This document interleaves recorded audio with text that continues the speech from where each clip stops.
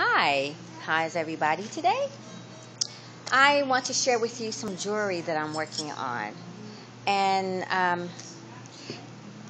those of you that kind of watch my videos know that I love mixed media and I love texture in my clothing and in my jewelry when I make things. So I want to share with you some bracelets that I did. And here's one of them. I'm going to try to get it up close. And this is a mixed media piece. If you look at that texture that's there on there, just kind of, I love the shape of this. Here's another one of my bracelets. This one's a little bit too big for me, but they're really gorgeous. And you see how I incorporated the black and white in there. And if you feel it, it feels really good and fuzzy. This part here where the black and white is. Here's another one. I love this color. Green and brown. It's always pretty together. If you like big bold bracelets, you would love these.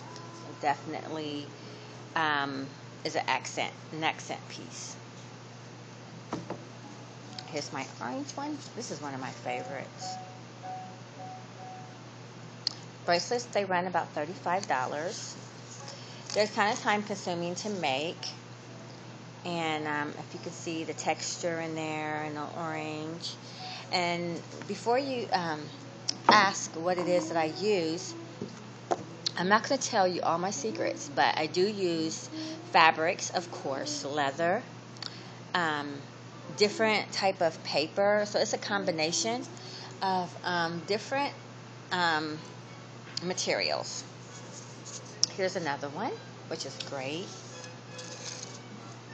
These are all a little bit too big for me, so I have to make them. My wrists are really tiny. Okay, so today I am going to, I had my husband, and I'm going to tell you how I'm going to get started. Had my husband cut me out some square bracelets, and I love like it's not a perfect square and it's not a perfect circle, and that's what I like because I don't like perfect anything. So it's going to be pretty, so I'm going to cover it today, and I'm going to show you some of the techniques I use. My goal was not to make bracelets that look like it was paper mache. You know, I've seen some videos out there, and they're pretty nice, but they all look like, it was covered with paper, and they all look the same. I would like to think that mine look a little bit different from the average paper covered bracelets. I do use different foundations for my bracelets, and like I said, I don't really want to tell everybody what I do because I am trying to sell these. But you know what, if you think, you can come up with some ideas of your own. But this is very heavy, very thick. Can you hear that? And it has a lot of not a lot, but it has like some substance to it. So when you pick it up, it has some weight to it, and it's really sturdy. So, of course, this is wood. So I'm going to do this one with you. I'm going to cover this one, and I'm going to give you some of my secrets of some of the things I use. Now, like I told you, I use all type of materials. I wish there was a way you could see, like, my table full of things that I'm using. I got to figure out a way to, I can do this, to position my camera so you can see what I'm doing. So that's what I'm doing now. I'm kind of turning it, and I hope it doesn't fall down. Let's see what happens, guys.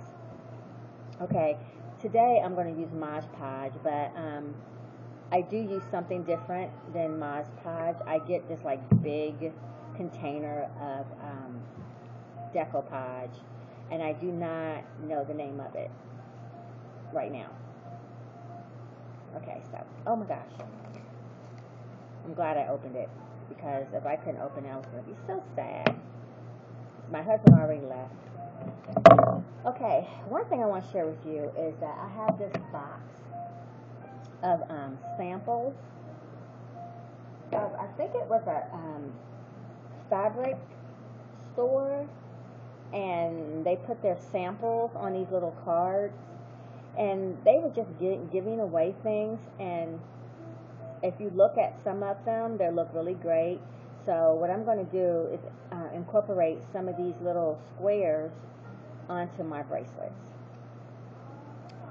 And I'm also going to use this, which is some great paper, which is very expensive paper. So I am going to share some of my secrets today. I thought that these two would look great together, this and this. So the way it is on the card is like this, and I'm just going to just cut it from below this fold here.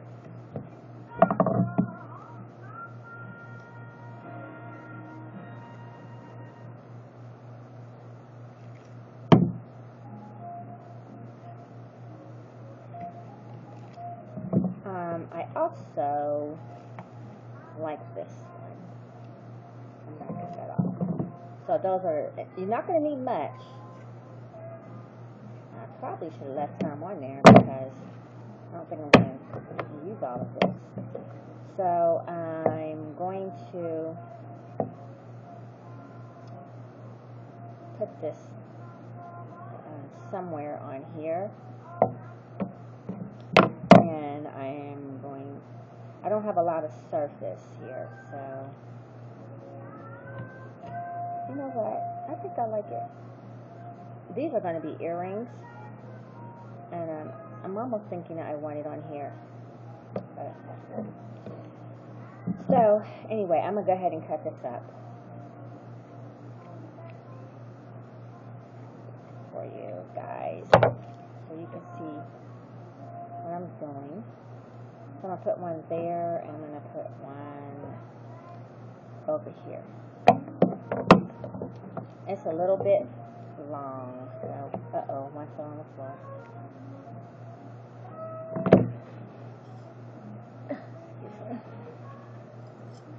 Oops. Okay, so I have my brush, and I have my Mod Podge. I probably should pour some out and use it, but I'm just going to dip directly out the jar. I'm just going to put a little bit here, on here.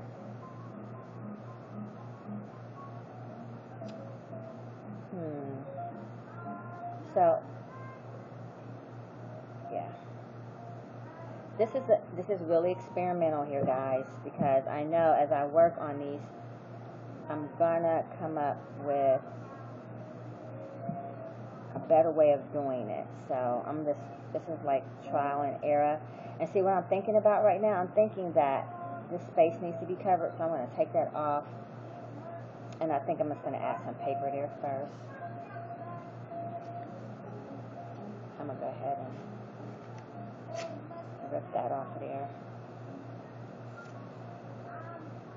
So, I just did my nails yesterday. Now they're going to be a mess because I am painting today.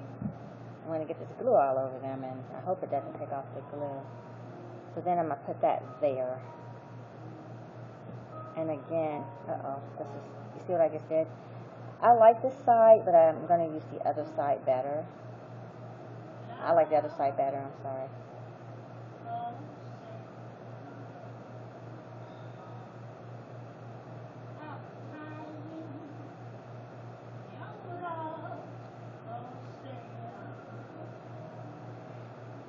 Another thing that I normally do is I use hot glue gun to stick the real heavy ones down first, and then I go over it with the Mod Podge later. So, because this is not sticking, and I do have a hot glue gun, and it's definitely going to be a part 2. But that has a lot of texture. So as I look at this, I'm thinking to myself, I might want to go ahead Ew. And put my paper down first. That's what I think I want to do.